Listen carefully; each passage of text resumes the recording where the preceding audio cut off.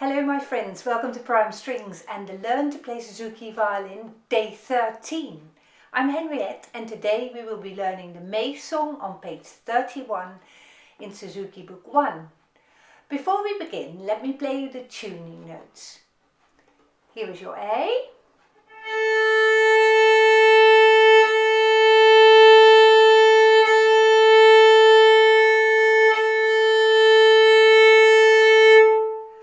And the E string.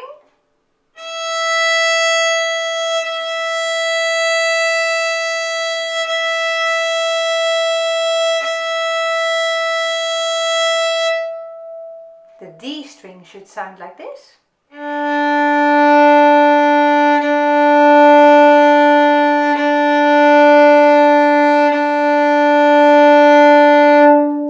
And G.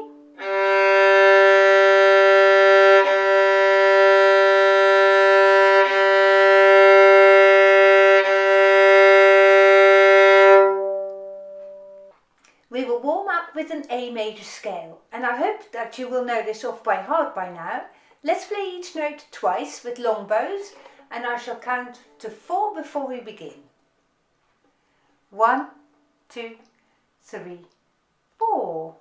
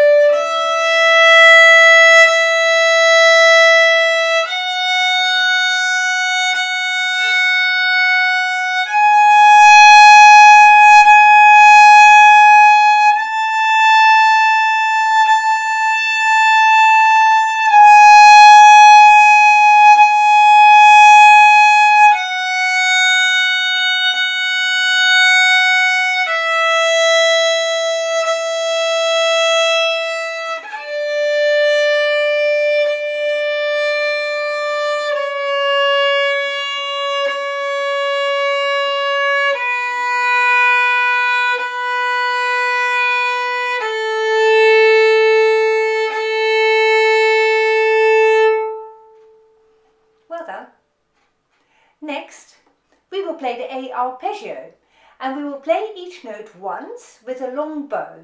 You can find the arpeggio, if it's not yet in your head, on page 30 in the Suzuki book. I will count us in for 4. 1, 2, 3, 4.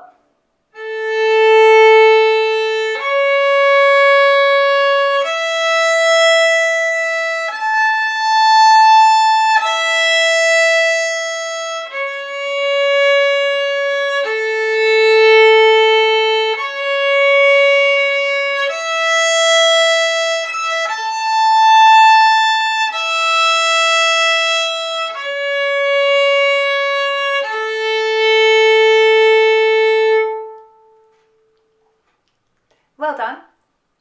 Now let's have a look at the May song in the book. You can find the May song on page 31, as I said, and you may recognize that the notes in bar 1 are the same as the notes of the A arpeggio, except for that the rhythm is different. I'll play you the first bar, and in a moment we will play it together. 1, 2, 3, 4.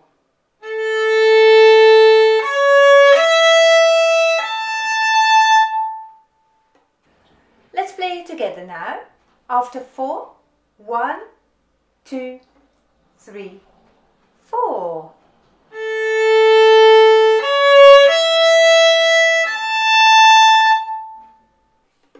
When you play the second finger on the A string, try to place your first finger down as well. Let's practice that, shall we? We will play just an A followed by the second finger, and then we will stop.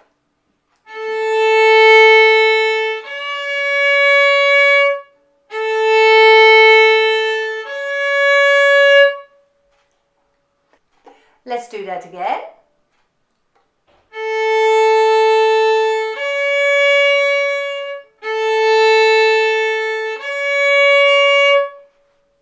Well done.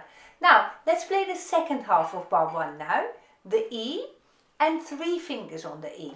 So when we play 3 fingers on the E string, make sure your first finger comes down as well. And that's just a really good violin technique to have.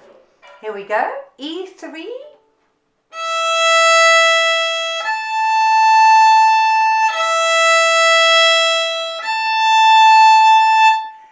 You might even try to place your first and your second finger together with the third finger, so then it looks like this.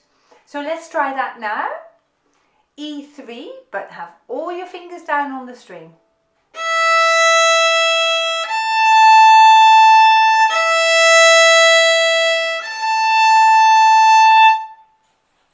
There's your challenge for the day. Right, now, can we now join up the whole of the first bar? I will count us in for 4. 1, 2, and 3, 4.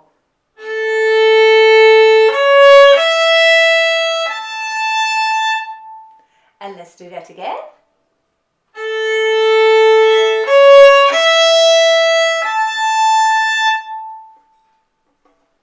And that's a great start to the May song. Well done. Now let's take a look at bar 2. And you will see why we have left our first finger on the string. You need to play it in bar 2. So let's play the second bar now. 1, 2, and 3, 4.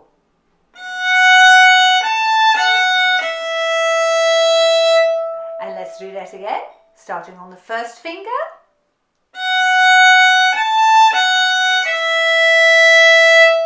And you will see that while I play the third finger, my first finger just rests where it is because I need it again straight after.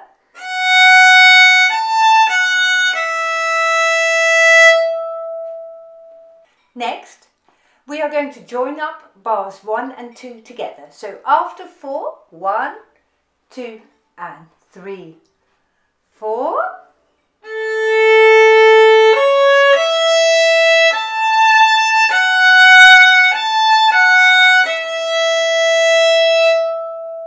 And let's do that again. 1, 2, and 3, 4.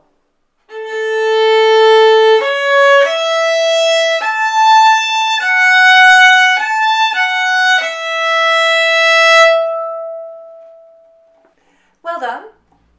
Now, let's take a look at bar 3.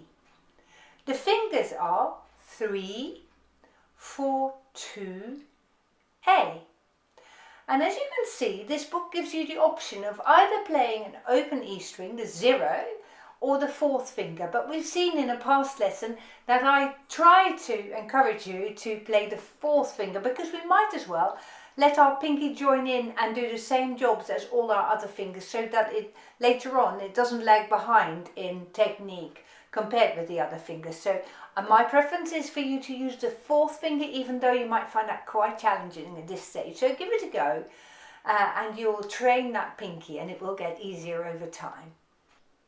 Another advantage of playing your little finger is that in the whole of lines 3 and 4 you can stay on the A string with your bow.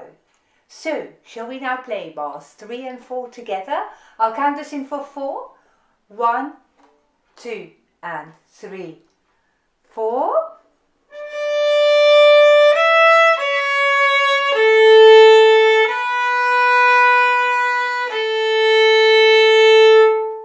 And let's do that again.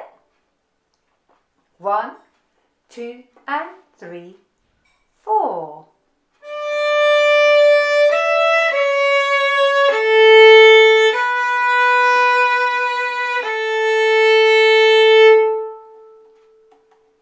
Well done. You may already have noticed that when I use long bows, the speed of the bow varies greatly. For instance, on the quaver, the second note in bar 3, my bow goes very fast, whereas in bar 4, the bow goes very slowly. We will have to get used to these varying bow speeds, and I will show you again. I'll play it for you from the beginning, so take a look at my bow. 1, 2, and 3, 4.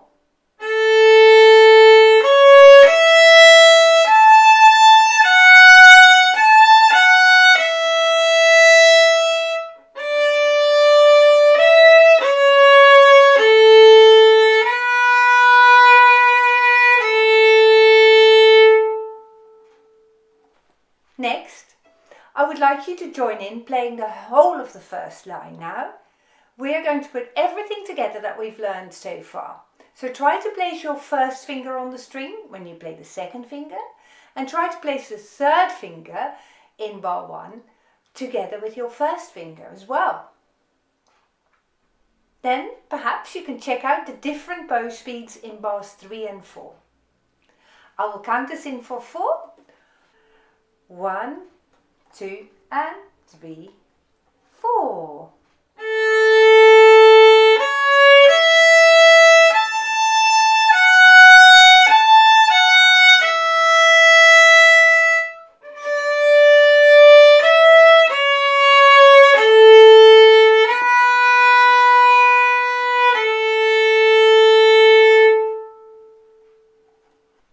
Great, well done. Take a look now at the second line. We will be starting on the 4th finger on A, and this means that you will have all your fingers 1, 2, 3, 4 on the string before you start line 2. Super! The second half of the second line is exactly the same as the first half, so in the middle of line 2 you place all your fingers back on the A string, in that same pattern of course, before you begin. At first, take your time to place your fingers. It doesn't matter if you take a moment to sort your fingers out. Soon that will become easier, I promise you. So let's play the whole of the second line now, and I'll pause in the middle to give you time to put your fingers in place. So let's get your fingers down first. Then I'll count us in for 4. 1, 2, 3, 4.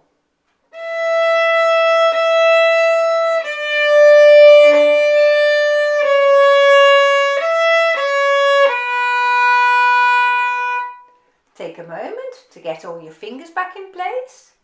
And here we go again. And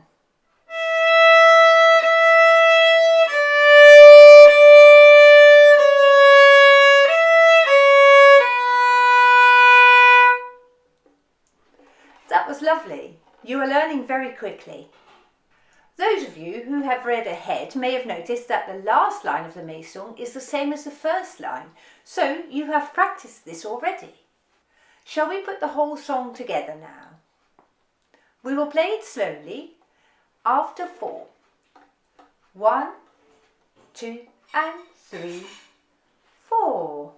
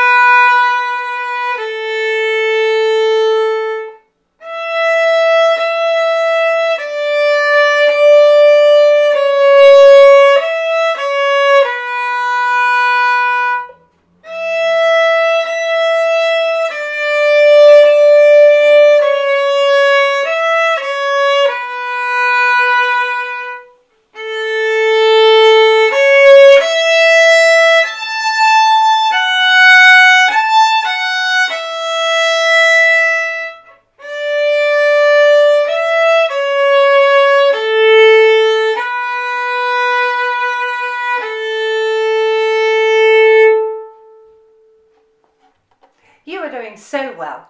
It was only a short while ago that you started learning, and now you can play this whole piece, so I am very pleased.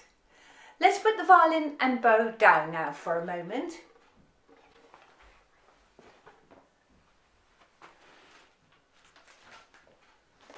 As I would like you to develop a bit more musical knowledge as you go along, I am going to read the piece through, naming the letter names of the notes, and perhaps you can read it with me, trying to work out for yourself what each note will be called.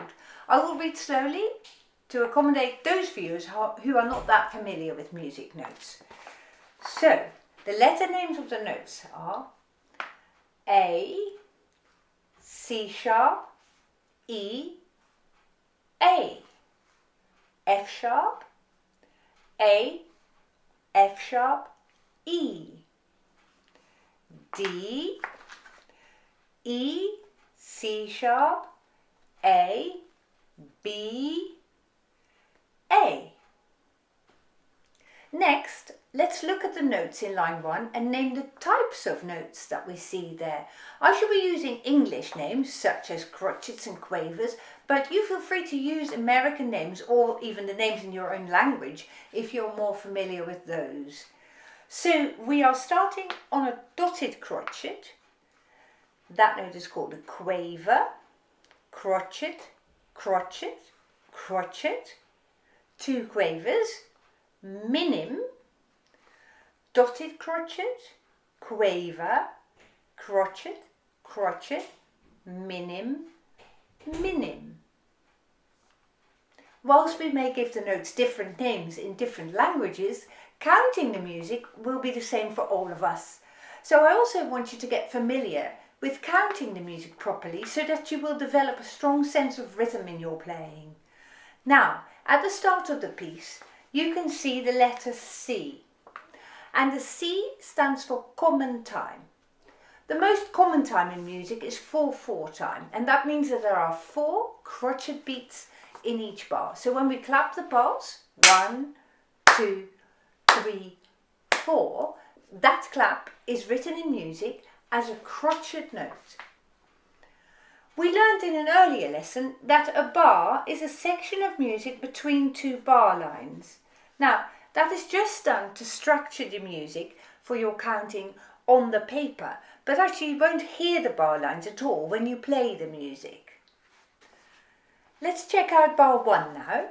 The dotted crotchet equals 1.5 beats. So this quaver here, if you imagine there to be 4 crotchet beats, this quaver is the second half of beat number 2. So whenever we use quavers, such as we see here, when 2 quavers make up the time of 1 crotchet, we'll say 2 and. Now when we look back at bar 1, this quaver is the second half of the second beat, so I will count it 1, 2 and 3, 4. I'm going to count all of this now for you, and you can see if you can count it with me. So we're going to count 1, 2 and 3, 4, 1, 2 and 3, 4, 1, 2 and 3, 4, 1, 2, 3, 4. Will you count lines 2 and 3 with me as well?